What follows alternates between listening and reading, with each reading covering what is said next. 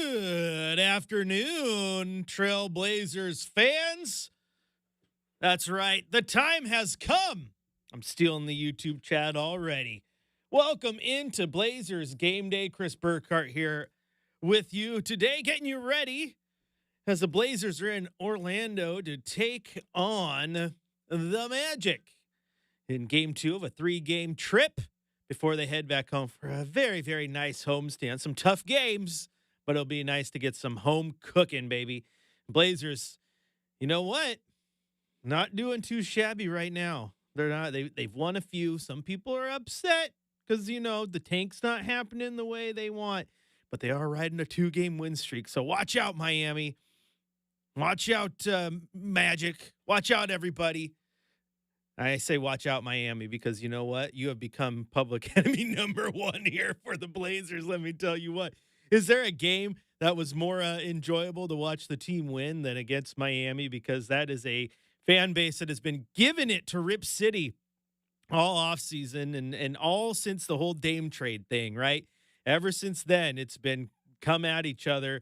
And, of course, the Miami Heat got their victory a few weeks ago at Moda Center, and the Blazers got a little revenge just a few nights ago down in South Beach. And, boy, howdy, was it nice. The Blazers really took care of business in this one. They led by as many as 27 points. And then in the fourth quarter, they got outscored by the Heat 30-19, but the big lead that they had was enough for them to hold on, which was good, right? Because I think we've seen it before where that lead is not big enough. Or we've seen teams get those big leads and Portland be in that spot. And Portland can't climb back because the lead is too big. So it was nice for Portland to get out to a big lead, hold on to it, and get a little bit of redemption against Miami. Miami now 21-21 on the season. Portland 15-28. And then the news came out after that Jimmy Butler was suspended again for 2 games for missing an airplane on for they're going on a 2-game trip, and he missed the team flight. He was going to meet him, and nope, not going to happen. You're suspended again. So he's donezo. Like, he's out of Miami. We got to figure out that one and where he's going to land. It is going to be interesting. But of course, as I pointed out, the Blazers need to trade for Jimmy Butler now. They need to trade for Zion Williamson so that they can have Time Lord 2, and now Time Lord 3 with Jimmy Butler. Just get all the Time Lords in one unit. I think that'd be kind of funny. I'm here for storylines, baby. All right, but let's take a look at this game. How did this go down? And big part of this one, quite frankly, for Miami was the fact that Tyler Hero wasn't playing, and he's been their best offensive weapon all year long, if not their best player, quite frankly. And last time they played, he hit 7 3-pointers against the Trailblazers, and he's a guy who goes out there, drops 25 points a night, and is definitely hard to stop. So without him in the lineup, Portland needed to take advantage. And, of course, we've seen Portland not take advantage when star players are out. So for them to do it in this one, that was really, really nice to see. Of course, Victor in Turkey didn't agree. He thought I was crazy for saying that. And Duncan Robinson was the second coming. And I don't know. Weird night that was. But Jimmy Butler, 13 points, 4 rebounds, 8 assists. So, it was a solid game. Nothing too crazy. He played just 26 minutes as he's working his way out of town. Bam Adebayo had a double-double, 12 points and 10 rebounds. Khalil Ware, he had 15 rebounds and 20 points. Not bad at all for the Rook. Duncan Robinson filling in for the aforementioned Tyler Hero had a very good game. 22 points, 6 of 12 from beyond the arc, 8 of 15 overall. Also had 5 rebounds and 4 assists. Terry Rozier had 9 points, 12 points for Nikola Jovic, and then 8 points for Jaime Jaquez Jr. On the Blazers side of things, good game all around. Good games all around. 1, 2, 3, 4, 5, 6, 7 players in double figures. The only players who didn't score in double figures were Robert Williams, who played just 14 minutes, scored 2 points, had 4 rebounds and a block shot, and then Jabari Walker, who played just 5 minutes. He did not record a single point. But Denny Avdia in the starting lineup, he had 16 points, 10 rebounds, and 5 assists. Also had 2 steals to go with that. Jeremy Grant, he had 18 points, 2 rebounds. That's a very Jeremy Grant stat line. 22 points from DeAndre Ayton to go with 15 rebounds in something Coach said was probably his best game of the year. And it was very good to see him, hate to use a Coach Billups term here, but it was good to see him locked in. Right? It was good to see him show a little bit of spirit, a little bit of focus. That's where I've talked about DeAndre Ayton being frustrating at times, right? Because we see good DA, we see bad DA. I think in this game, you got great DA. So you know that it's there. It's just a matter of putting it together and seeing it where it gets frustrating. Moving on down the line, though, Anthony Simons, very solid. 24 points, 3 assists, 4 boards, 6 of 12 but from beyond the arc. Scoot Henderson, he had just 11 points, and I think it's really easy to look at the box score and say, oh, there we go, another bad game for Scoot. I don't think that's the case, though. I think in this game, you look at the usage of every player on there. I mean, Jeremy Grant, 14 shots. DeAndre Ayton, 14 shots. Anthony Simons, 20 shots. Like right there, that's 48 of the team's 87 shots coming from those those 3 players. Throw in Denny Avdia, and it's 59 of the 87 shots, right? So they just weren't using Scoot as their primary scorer or putting the ball in his hands to go do those things in this game. They were requiring him to be just a little bit more of a facilitator, and I think it worked out. Because, again, he just had 11 points, but he had 8 assists and just 2 turnovers, and I like that from him. Absolutely like that from him. Would you like a little bit more scoring, a little bit more rebounding because he's been good on that end? Yes. But all in all, I do not think you can label that a bad game from Scoot. I actually thought he played very, very well. The box score just didn't fill up like it had been over the last 4 or 5 games. Shaedon Sharpe coming off the bench, still earning his way back into the starting lineup with got to play some defense. That's what coach wants from him. He had 12 points in this one. Also had 5 rebounds and 4 assists. Delano Banton, he had 11 points to round out the 7 players who scored in double figures. So a very good performance for your Portland Trailblazers. Again, the biggest lead of the night was 27 for Portland. Miami led by 10 at one point. There was 3 lead changes. 7 times the teams were tied. The rebound totals were pretty close. Portland won 47 to 45. The assist numbers were close. They went in favor of Miami 26 to 25, and both teams were very, very good in keeping the ball under control. Portland had just 8 turnovers. Miami had 10, and that's not something you see very often. I mean, Portland ended the first half with 0 turnovers. Yeah, that has been a rarity in Portland for a very, very, very long time. And just even 8 turnovers, man. Because, again, we've seen games where that turnover number is 21, 22, 23. Like, oh, my goodness. So to control the ball and not give Miami easy outs in this one, you got to absolutely take that one, put the feather in the cap, and accept it, because that's a good victory for your Portland Trailblazers. Other stats, that each team right there in the same range. 13 personal fouls for the Blazers, 14 for Miami. So, again, this game was pretty close, all things considered. And then the end, ended up just being Portland getting out to the big lead and then holding on to it. Because Miami started to put it together. As I said in the postgame show, Vince Lombardi once famously said that the Packers never lost a game. They just ran out of time.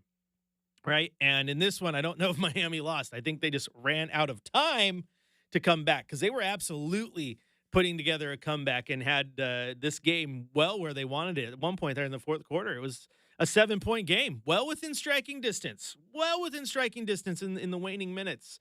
It just didn't, the full comeback just didn't happen. Because, again, that 27-point lead was good for Portland. They needed that. But also the bad is the fact that they let that entire lead just dwindle away. But at the end of the day, how big your lead is and how long you hold it and all that stuff doesn't matter. All that matters is the W or the L in the column, right? And they got the W, 116 to 107. If you want to join the conversation, Chris J. Burkhardt is the name on social media. You can also follow, tweet, post, whatever social you use over there at my friend Brenden Slaughter at B_slot. And, of course, youtube.com, type in Rip City Radio. Get in on the chat there where Bricks and Joysticks says the end was a bit iffy, but got to weather those fourth quarter storms from teams. You absolutely do. Bricks and Joysticks. That's a big thing. Like I said, that's the feather in the cap in this one, is the fact that you did that. Because the Blazers have been in the opposite position many times this year, where they're the team trying to claw back and they don't have enough. And I also think this team, lacking some of the ability to hold on to those leads, would have wilted probably and lost that before. So it was nice to see them not completely fall apart and lose the game. You could sit there and say it was a 27-point lead and it was all the way down to 7 and they only won by 9. Like, yeah, you can say that all day long. Those things are factual. But also when the clocks hit, triple zeros, They had the lead. They held on. They did what they were supposed to do, making key plays down the stretch on both sides of the ball. And file that under. You love to see it because again, that was good. That was good from this team. You needed that. You needed them to show a little bit of fight, a little bit of hunger, a little bit of effort there. And it was good to see DeAndre Ayton show that effort. It was good to see Jeremy Grant play well. It was good to see Anthony Simons play well. Again, I know those guys are all talking points because of the future and opening up doors for the young guys and this and that, which I completely get and I completely understand. But at the same time, as long as they're on the team, I don't want to see them go out there and, look like poop emojis, right? I want them to look like stars. And they looked great. They looked great in that game. You got to give it to them. Again, we sit here and we will pick apart Ant. We pick apart DA whenever we can. When they play well, you got to make sure you bring that same energy. And I thought they played well. So you absolutely have to give them some credit. This is Blazers Game Day here, presented by Coors Light. Chris Burkhardt here with you. We're going to take a quick little break, though. When we come back, we're going to head to the Coach's Corner, hear what Coach Billups had to say following that victory. We're also going to hear from DA and Anthony Simons. Still got some keys to the game to hand out, Coors Cold Hard Facts, plenty more coming up here. Blazers Game Day, presented by Coors Light, on your home of the Blazers, Rip City Radio 620.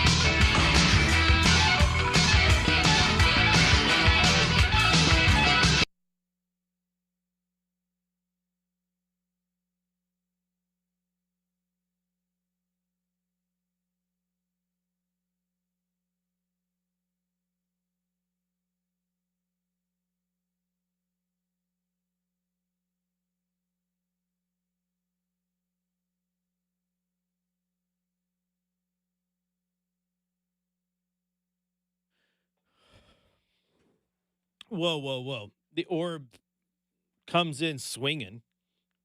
I'm here with my red pen to critique your sound quality. Bro. Thank you. He's always on it. The only sound quality issues tend to be when we're on the out of Moda. It's a lot harder to get all that darn stuff to balance because the way it's set up, it's hard to hear and do it at the same time. I did figure out one possible issue, Orb. You haven't been tuning in, though. You haven't been chatting.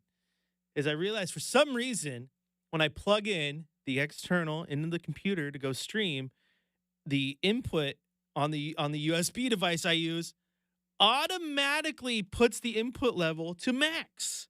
And so no matter what change I make on the board or in the app, the Streamlabs app, no matter what change I use to bring the audio down, it's always coming in max to the input, so it's always crackly. I think I figured it out. Now I just got to remember to adjust that setting every time. It's dumb that the auto does that. Boo. Yeah, I don't know why. I don't know why it does that.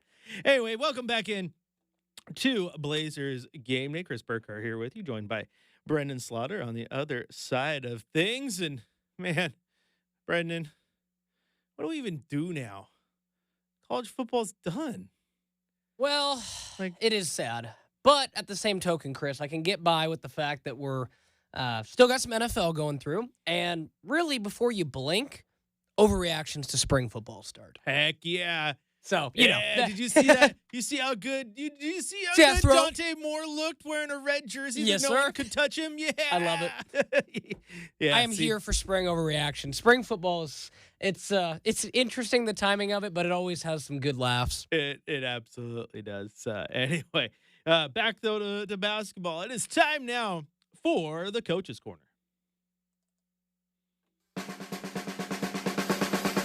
For the latest on tonight's lineup, injuries, and matchup, let's head to the Coach's Corner with Chauncey Billups. Let's get in that there DeLorean. Go back in time. Hear what Coach Billups had to say following that victory over the Miami Heat. Coach, congratulations on that win. A little too close for comfort in the fourth quarter, but you found a way. What did you like most? Yeah, I mean, I just thought all game we were really locked in. We played so well together. Brooke, we shared the ball. We shared it. Defensively, we helped each other. The communication was high level. We talked, even when we made mistakes, we played so hard that we was able to cover up for it. We hung in there because they got off to a really hot start on that three ball, 7 for 9 in the first quarter. But we weren't playing poor defense. They were making good shots. We were there. I said, just hang in. And then they went a little cold from 3 in the second quarter. I think there was maybe 0 for 12. But we kept playing the same way. I thought, we didn't have any turnovers in that first half, which, was incredible for us. We took care of it. And, man, I thought DA, to me, it was his best game of the year. And so he was just physically imposing out there tonight. He was dominating tonight. He really was. I mean, he crashed glass, offensive rebounds, defensively he was a beast. I was really proud of him. I really was. How much of his performance tonight was beneficial for his teammates and the way they played? Well, I mean, it was he just made everybody go. When you're a big guy and your anchor is playing that hard, and his screens were incredible. He was setting great screens, freeing up our guards to get downhill or for shots. His talk was incredible. Like, he was so encouraging. He was so positive to everybody in the game. It was just great. It was such a joy, to see the spirit and the energy be what it was out there tonight. Is he feeling okay after that last couple of minutes? I don't know if he's feeling great, but I'm not sure. I haven't got all the information on it. Your thoughts on Anthony's game tonight as well. He had a couple off nights offensively, but it seemed like tonight really bounced back and really gave you something. Yeah, Ant was good all night. All night. We knew that they were going to play a lot of that zone. They play more zone than anybody in the league, so we had a plan. We had a plan for it. And I told them, just man our zone, just stay aggressive. Just keep attacking. Keep attacking. One thing a zone is designed to do is make you passive. And whether we make shots or not, just stay aggressive the entire time. If we're shooting the type of shots that we value, who cares if we miss them? So what? We're doing what we're supposed to do. And Ant was just aggressive the entire night. I thought Scoot's intention and pressure on the paint opened Ant up, and it opened up Jeremy. And Jeremy had some big shots early, and we just played so good. Our guys came off the bench so ready. Delano, was really good coming off of the bench, and Jabari, I thought, gave us some excellent minutes. Shaden, obviously, Rob. So everybody that played, they really played well. You mentioned Scoot, too, and you talk about the zone. How do you feel like he dealt with not getting sped up? Because it seems like that's an area sometimes that the teams are able to do that. It seems like that wasn't the case tonight. Well, I thought he did a good job just orchestrating us, getting us organized, getting our offense organized, and then when they set screens, having a plan when he got to the middle, having a plan, knowing which defenders to look for, the reads, the progression on the play. I just thought he did a good job, of executing it, and our team looked good because of it. Last one, 39 minutes for Denny tonight, gets a double-double as well. Just your thoughts on the way he performed tonight. Yeah, it's probably more minutes than I want to play Denny, but to get the win, you have to do what you have to do. But Denny he's just reliable, man. He's going to rebound, he's going to guard, he's going to do all the things, So I'm happy. I'm pretty sure he's tired back there. They need a day off tomorrow, but he's just a warrior, man. He's a Swiss Army knife. He gives us everything that we need. And there you hear Coach Billups, and yeah, complimentary of all those vets, complimentary of DA and everyone. And as the Orb says in the YouTube chat, I love the Miami game the other night. Leaned a little heavy on the vets, sure, but I'm anti-tank, to be honest. And yeah, I feel you there. And so you guys know me. I'm not a big fan of the tank and lose on purpose thing. I get what they're doing. It doesn't mean I have to like it. But the vets, they played well. The vets have been very, very up and down this year. So to see them have an up game, all the way around, those three guys, Grant, Ayton, and Anthony Simons, was pretty nice. It was pretty nice to see. And then, of course, Denny does what Denny does. I think Shea's starting to come around and do what Coach wants him to do. He's got that message loud and clear, right? And then, Scoot, I thought Scoot had a good game. I mean, it's very easy to pick it apart and look at the box score and say, it was terrible. He only had 11 points, this and that. But then look at the fact that he wasn't being asked to do a ton offensively. He's just being asked to run the offense when he was in. And that's what he did. I mean, he ended up getting 8 assists on the night. And I like that from him. That's what you want. I mean, yes, he had 11 points. You take 8 assists and say every single one of those assists is a 2. And then he still contributed, 27 points by the end of it. Minimum. That's pretty good. I like that output from him. I absolutely do. All right, going to take a quick break here on Blazers Game Day. When we come back, though, we're going to hit you with our Coors Cold Hard Facts. Still got some keys to the game to get to. Plenty of more. Don't go anywhere. This is Blazers Game Day presented by Coors Light on your home of the Blazers. Rip City Radio 620.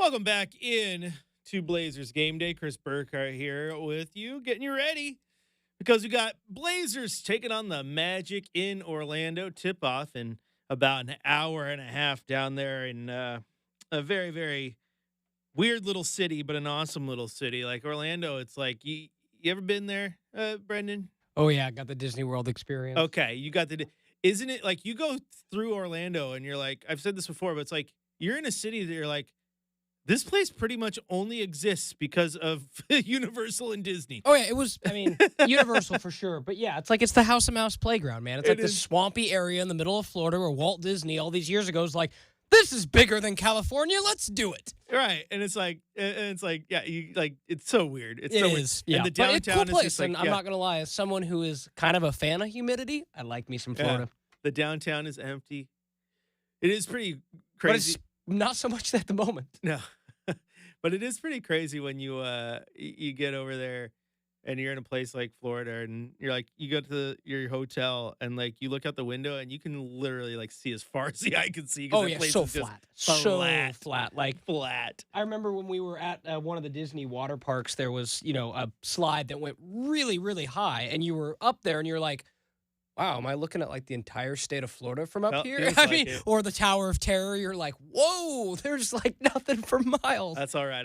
Before I got this job and all that, I was ready to move. I almost got hired for a job that was going to make me move to Orlando. Oh, yeah. I mean, it's I different lifestyle than Oregon for sure. Hey, it's a but- different lifestyle, but I've been to Florida. People want to dog on it all you want. Get there once, you get sun kissed. It's pretty nice. Oh, yeah. Or again, like me last year when I went, I was like February, and you're like, oh, the ocean's like 75, 80 degrees in February. Not bad. Not Never bad. forget my cousin coming over from Hawaii, I went and met him in Hawaii, and we went swimming, and he jumps in the water and jumps right back out. He's shivering. He's like, it's way too cold today. Water's cold. I'm like, you want cold? I'm going to take your ass to Lincoln City, my man. Yeah, go to I'm gonna- any Kabar Coast. And blow your mind when I tell you that's the same water. Yeah. That's the same ocean. Yeah. You want cold. How about sitting there for 2 seconds? You'll forget you have toes because you can't feel them. That's one big ocean. I'll show you cold. All right, Brenden, it is time now for our Coors Cold Hard Facts. It's time for the Cold Hard Facts. Presented by Coors Light, Mountain Cold Refreshment. Choose chill. Celebrate responsibly.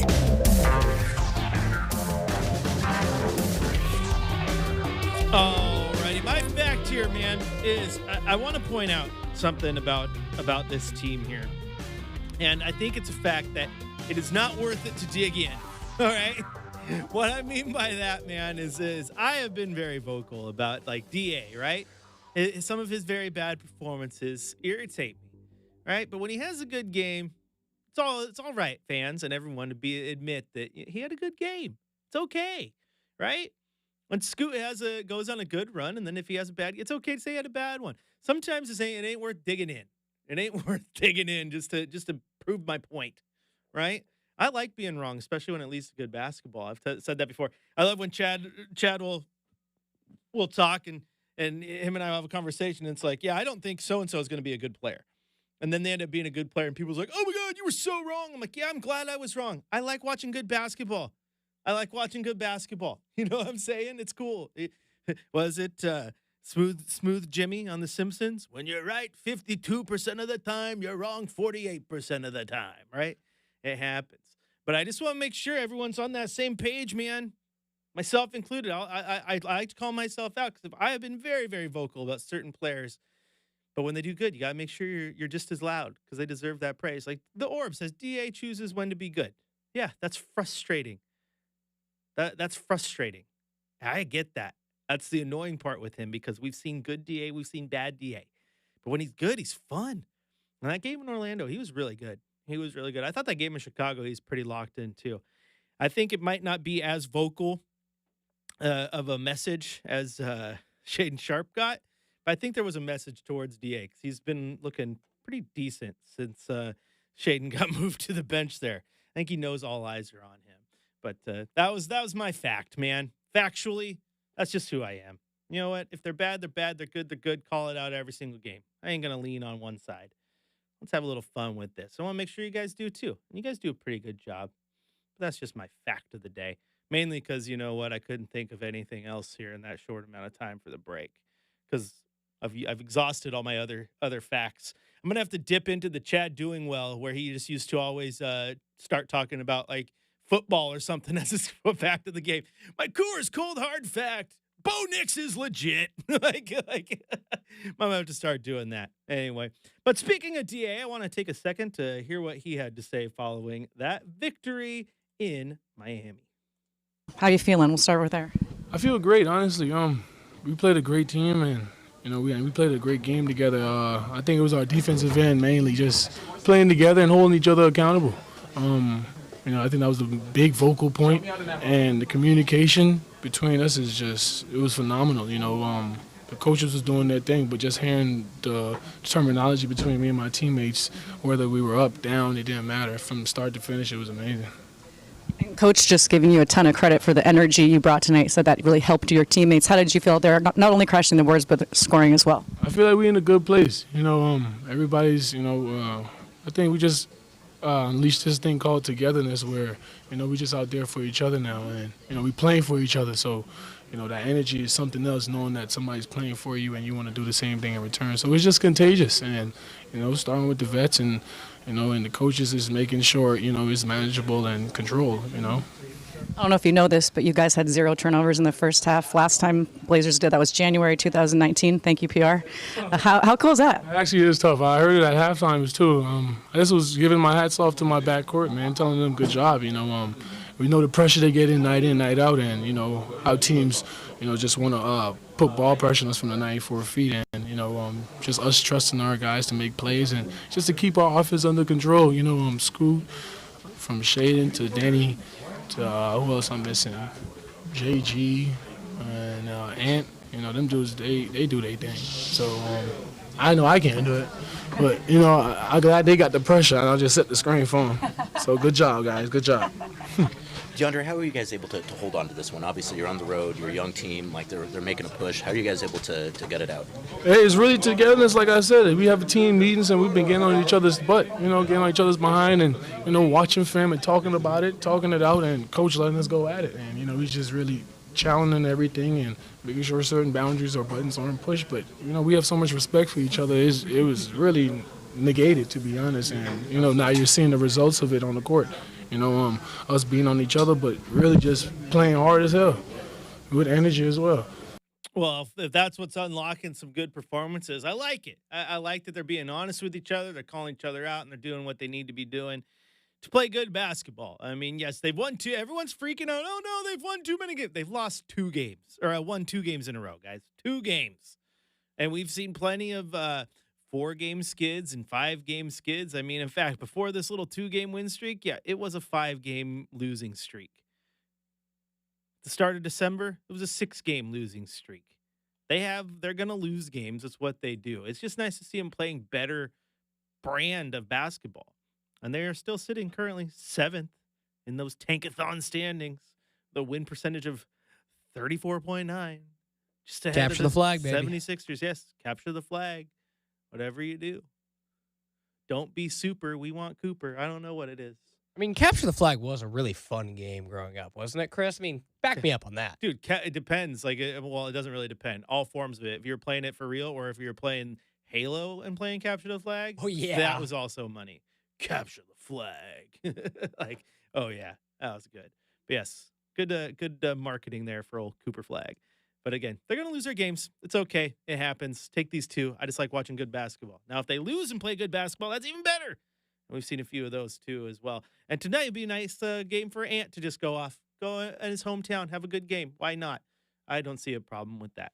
All right, we're going to take a quick break here. When we come back, it's time for your keys to the game. What do the Blazers have to do to get a win over the Orlando Magic? This is Blazers Game Day presented by Coors Light on your home of the Blazers, Rip City Radio 620.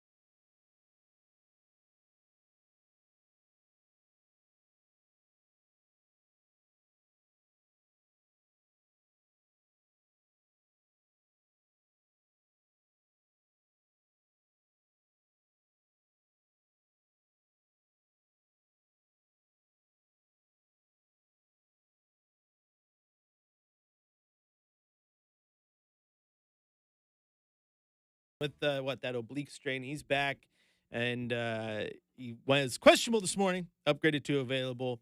Banchero's been back for a minute. They're slowly starting to get back in the swing of things, and this was a team that was projected to be very, very good ahead of the season. They're sitting there at 23-22. They know how to get things done. They absolutely do. Now, if you're the Blazers, you need to find ways. Obviously, Banchero's going to get his. I think Jalen Suggs is another one that you need to pay attention to. He is sneaky. He's sneaky good. Like, you watch that lineup, and then you're like, you're not expecting him to go beat you because you're focusing on Banchero. You're focusing on Wagner if he's in, and all of a sudden, Jalen Suggs is out there just dropping dimes and dropping buckets on you. So you got to pay attention to him.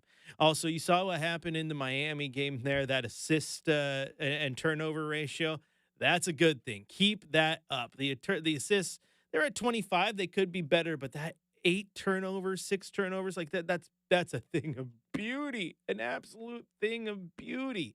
You got to keep the turnover numbers down. I mean, to go an entire half with only 1 turnover, yeah, Blazers, keep that up. Again, they had 6 player turnovers, 8 turnovers overall, and that is awesome. Especially look at Scoot Henderson go out there, have 8 assists, just 2 turnovers. Maybe you can get a little bit more than 11 points, but I would love to see those guys get going. And then you have DA, you have Robert. This is another game you want to make sure that you can get out there and get on the glass and win that battle. I think the Blazers have proven here that they tend to have pretty good games when they win the rebounding battle, and they're playing against an Orlando team that is the 4th worst in the league at 41.4 rebounds per game. Now, Portland doesn't rank that much better at 43.3, but it's a chance for them to really get going, win the rebound battle. Win the rebound battle, keep the turnovers low.